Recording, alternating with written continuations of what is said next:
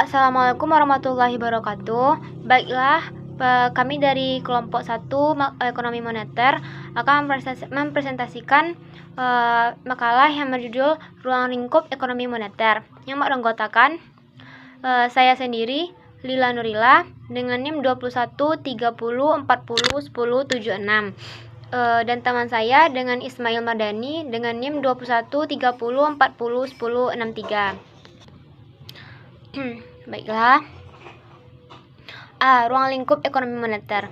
Ekonomi moneter merupakan bagian dari ilmu ekonomi mempelajari tentang sifat, fungsi, dan juga pengaruh uang terhadap kegiatan ekonomi. Secara umum, kegiatan ekonomi dapat diartikan sebagai suatu kegiatan yang mempengaruhi tingkat pengangguran, produksi, harga, dan juga hubungan perdagangan atau pembayaran internasional.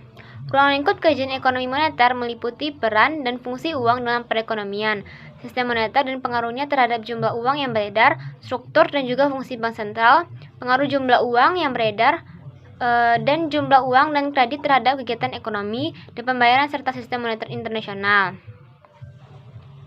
Kebijakan moneter merupakan kebijakan bank sentral atau otoritas moneter untuk menjaga stabilitas ekonomi makro. Pada dasarnya, kebijakan moneter ditujukan agar likuiditas dalam perekonomian berada dalam jumlah yang tepat, sehingga dapat melancarkan transaksi perdagangan yang menimbulkan tekanan inflasi. Sedangkan nilai tukar berpengaruh terhadap harga produk dan juga input produksi. Suku bunga dan nilai tukar merupakan instrumen kebijakan moneter yang sangat mempengaruhi perdagangan produk industri baik domestik maupun internasional. Menurut pandangan Keynes, suku bunga ditentukan oleh permintaan dan penawaran uang. Sedangkan menurut pandangan klasik, perubahan dalam penawaran uang akan menimbulkan perubahan tingkat harga, tapi perubahan ini tidak menimbulkan efek terhadap tingkat produksi dan juga bagian ekonomi.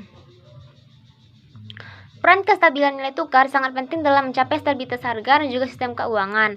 Oleh karenanya, Bank Indonesia juga menjalankan kebijakan nilai tukar untuk mengurangi volatilitas nilai tukar yang berlebihan, bukan untuk mengarahkan nilai tukar pada level tertentu. Dalam pelaksanaannya, Bank Indonesia memiliki kewenangan untuk melakukan kebijakan moneter melalui penetapan sasaran-sasaran moneter. Secara operasional, pengendalian sasaran-sasaran moneter tersebut menggunakan instrumen-instrumen antara lain operasi pasar terbuka di pasar yang rupiah maupun valuta asing. Untuk mencapai sasaran inflasi, kebijakan moneter dilakukan secara forward looking. Artinya, perubahan stance kebijakan moneter dilakukan melalui evaluasi apakah perkembangan inflasi ke depan masih sesuai dengan sasaran inflasi yang telah dicadangkan. Dalam kerangka kerja ini, kebijakan moneter juga ditandai oleh transparan dan akuntabilitas kebijakan kepala publik. Secara operasional, stance kebijakan moneter dicerminkan oleh penetapan suku bunga kebijakan yang diharapkan mempengaruhi suku bunga pasar uang dan suku bunga deposito dan suku bunga kredit perbankan. Yang termasuk ke dalam ruang lingkup ekonomi moneter yang pertama adalah inflasi. Sebagai peningkatan harga secara keseluruhan dan inflasi pengaruh daya beli mata uang, ada banyak penyebab terjadinya inflasi. Di antaranya adalah pertumbuhan permintaan agar yang lebih cepat daripada pertumbuhan penawaran. Yang kedua, money supply M2, yaitu jumlah uang yang beredar. Jumlah uang yang beredar memainkan peran penting dalam menentukan tingkat harga dan tingkat bunga. Yang ketiga, yaitu adalah suku bunga. Yang keempat adalah nilai tukar. Kelima yaitu adalah pertumbuhan ekonomi Indonesia. Keenam, kebijakan moneter dan pertumbuhan ekonomi. Untuk bagian selanjutnya akan dijelaskan oleh teman saya. Silakan, terima kasih. Assalamualaikum warahmatullahi wabarakatuh. Bismillahirrahmanirrahim. Assalamualaikum warahmatullahi wabarakatuh. Perkenalkan, nama saya Ismail Madani dengan NIM 2130401063. Saya dari kelompok 1 dengan materi ruang lingkup ekonomi moneter. B. Ayat-ayat Al-Quran tentang ekonomi yang berhubungan dengan ekonomi moneter. Di antara ajaran Islam yang paling penting untuk menegakkan keadilan dan membatasi eksploitasi dalam transaksi bisnis adalah pelarangan semua bentuk upaya memperkaya diri secara tidak sah. Al-Quran dengan tegas memerintahkan kaum muslimin untuk tidak saling berebut harta secara batil atau dengan cara yang tidak dibenarkan. Sebagaimana firman Allah dalam surah Al-Baqarah ayat 188 yang terjemahnya dan janganlah sebahagian kamu memakan harta sebagian yang lain di antara kamu dengan jalan yang batil, dan janganlah kamu membawa urusan harta itu kepada hakim supaya kamu dapat memakan sebagian daripada harta benda orang lain. Itu dengan dosa padahal kamu mengetahui. Oleh karena itu, ayat di atas menegaskan dalam proses aktivitas ekonomi dengan jalan yang disyariatkan. Pandangan Islam mengenai uang dan kebijakan moneter dalam rangka menjaga keadilan, ketenteraman, dan keharmonisan sosioekonomi masyarakat.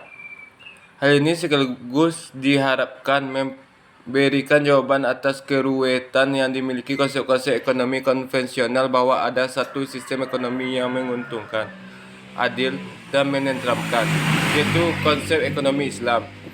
Teori konvensional meyakini bahwa uang saat ini lebih bernilai dibandingkan uang di masa depan.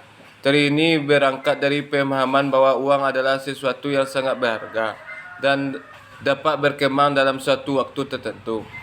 Teori time value of money ini tampak tidak akurat kerana setiap investasi selalu mempunyai kemungkinan mendapatkan hasil positif. Negara bahkan tidak mendapat apa-apa. Dalam teori keuangan hal ini dikenal dengan istilah risk return relation.